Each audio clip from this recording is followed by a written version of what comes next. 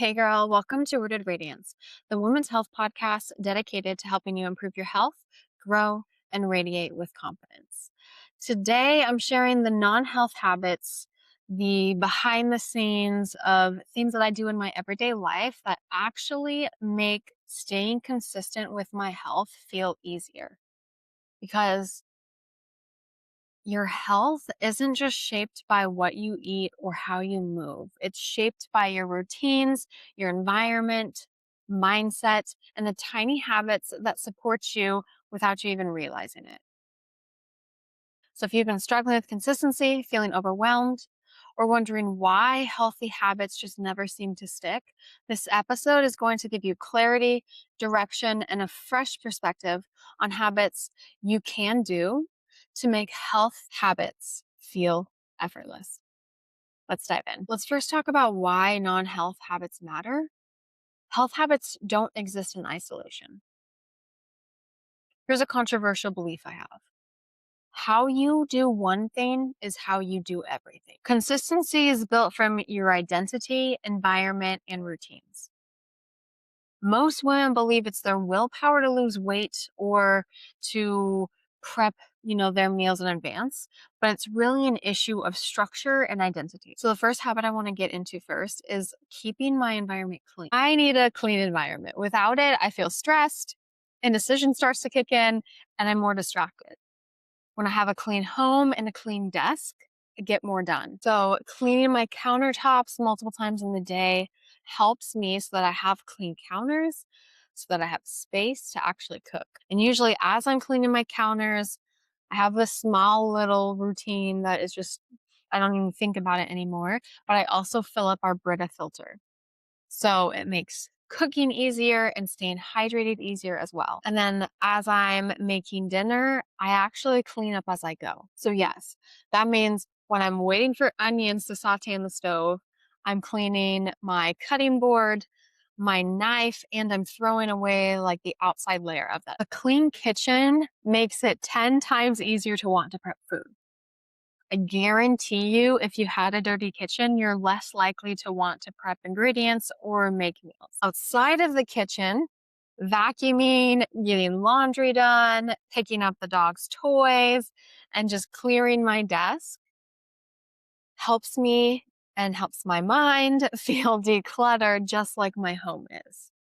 I don't like items everywhere. So I like to make sure that everything is kind of put in its place and that my environment is clean. So right now, I want you to think about a person that you know that tends to have items everywhere scattered in their house or clothes on the floor. Think about that for just 1 minute. Typically, other areas of their life, their car, their desk, etc., are likely unorganized. So I swear by that keeping a clean home translates to having a decluttered mind to meal prep, meal plan, and stay hydrated. Okay, the second habit that I have that's non-health related is planning my week. So I usually plan my week out and my day out.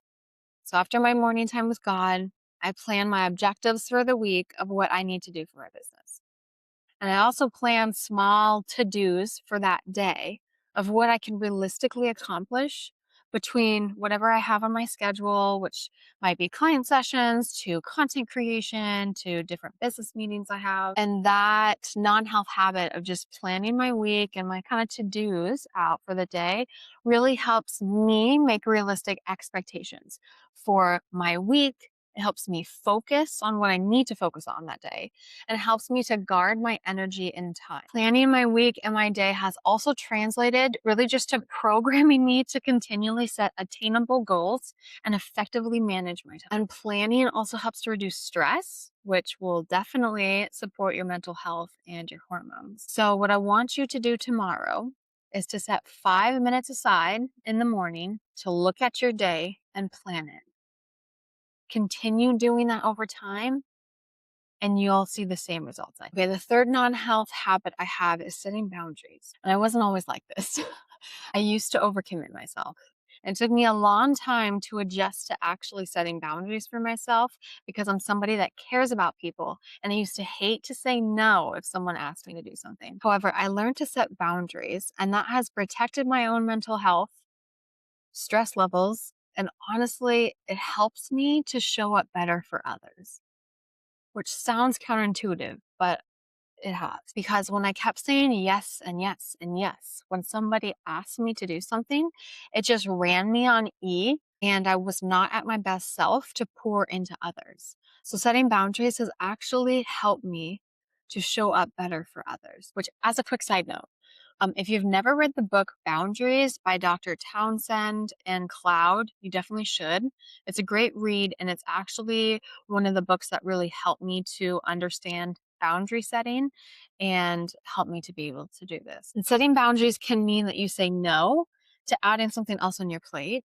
You don't want to say yes to everything, overextend yourself like I did, and then get drained to the point where it just causes you an immense amount of stress because that can wreak havoc on your health. If you've never set boundaries before, you can start this week by just simply saying no to somebody who wanted you to go to another event if your week is already packed, or maybe you just need to say no because you need some solo. Setting boundaries has really helped me to recharge my battery, put a project off until I complete the one I'm working on, and help me to really maintain a sustained, steady energy to be able to put into health goals. Because if you keep saying yes to everybody and everything at work, you're going to get too exhausted to even want to start the exercise routine or have the mental real estate to even plan meals. So try this week to say no to something if you have too much on your plate already, and pour back into yourself so that you can have that energy and you can put it into either other people or into the health goals that you want to do. Okay, now the fourth habit is micro organization. And what I mean by micro organization is doing the small things daily that help keep your life organized. This helps me to reduce overwhelm in my home, similar to having like a clean environment that I talked about. It helps me to reduce any decision fatigue, helps with consistency and follow through. So, for example, at the end of the night, I have my magnesium glycinate on the counter by the fridge. So, usually, kind of like my nighttime routine is like I'll start wiping the counters down, I'll get the coffee ready for the morning, and then I'll see the magnesium glycinate on the counter. And then I will actually take the magnesium before bed with water. So, I have like this like micro kind of organization thing that I do in my nighttime. And at my nightstand, I have my massage gun and I usually have a candle or an incense. This helps me to remind myself if I had like a tough workout, I can use my massage gun before sleeping. And I create this like calming environment for bed with like the candle or the incense. At my desk, for example, I always keep my pens and my highlighters in their container at my desk. I set my planner in my desk, put any books back where they need to be. And I have an organized pantry in my kitchen. Another like small micro organization kind of systems routine, if you will, that my husband and I have is that we will actually keep a sticky note in the kitchen where we will write down things that we need for the house. So it could be some sort of food item, paper towels, face wash, whatever it is. It's a small organization hack that we do to reduce any mental overwhelm, have consistency and follow through. Hack has helped us so many times because, like, I used to be like, oh, yes, I remember that I needed this thing, right? I would like think about it or see it and like it's almost out in the house. And then I would remember it. And I'm like, okay, yeah, I need to get that later. And then when we go to the store, I forget about it. And then I come back home and I was like, oh crap, I forgot that. So the list has really helped us to be like, okay, this is for sure what we need for the house so that we don't forget it. So I want you right now to think about an area of your life that needs some micro organization. Do you need a more organized pantry to make cooking and eating more simple? What about an organized desk or some specific items at your nightstand? Think it through, and whatever comes to mind for you, set that as like a small organization project for this week to make your life simple. Okay, my fifth habit is journaling. Journaling is a habit I think everyone should partake in. Journaling actively helps you reflect when we live in such a busy go mode world.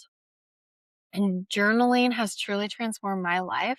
So it's a habit that I swear by. I use journaling in a lot of different capacities, but it's helped me to understand my emotions more, facilitate my growth, go deeper with God. change identity beliefs, express gratitude, and expand my vision. So if you're not journaling now, please, please, please start journaling. I promise journaling consistently will help you to grow into your full potential and help you with the health habits that you've been dying to keep consistent. Simply start with 5 minutes a day, even if it's just a brain dump on paper. I'll put some journaling prompts for you in some of the show notes, and you can access that in the episode description, just to help you get started with journaling and to think about what we talked about today. Okay, a sixth habit that I swear by is having rituals or routines, whatever you want to phrase it. I like having a rhythm to my day. I think it's helpful for us as human beings to have like a rhythm and a natural flow. So like I have like my night routine that I do that helps me to have stability and like calmness in my life.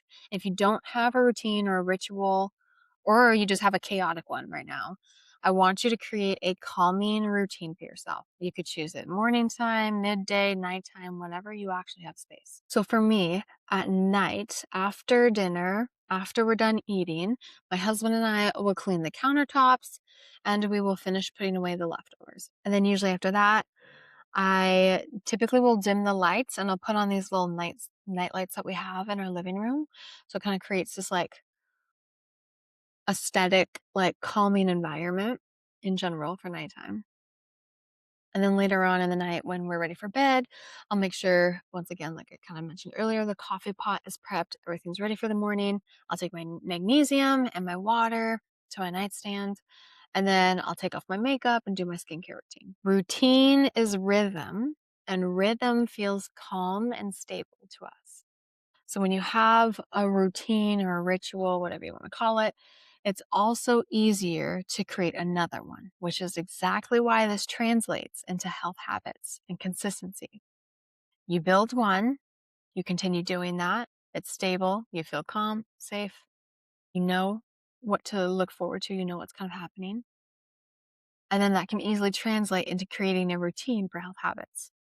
And that doesn't mean that you need to have some sort of structure in every single area of your life or like every single part of the day, but it is just having one thing that is some sort of rhythm or flow for you. Because I myself like to be spontaneous and have surprises and all that fun stuff, but on like a day-to-day basis, I do like having a more kind of calming night routine that I do. And so that for me is really helpful. And once again, if you have that yourself, that will easily translate into being able to have some sort of small routine that you start with for any health habit that you want. Now, if you're listening to this and thinking, I want health habits to feel this doable, I want health to feel easier, that's exactly what we work on inside my one on one coaching. So, together, my clients and I, we build routines, structure, and nutrition habits that actually fit your life so that you can feel energized, confident, and grounded in your body again. If you're ready for personalized one on one support, you can book coaching sessions using the link in the show notes, or you can email me at Nicole@NicoleIbarra.com. That is NICOLE at NICOLEIBARRARD.com. And I'd love to support you. Lastly, it would mean so much to me if you took a moment to leave a 5-star review. It helps Rooted Radiance reach more. I hope you have a beautiful day, and I will see you in the next episode.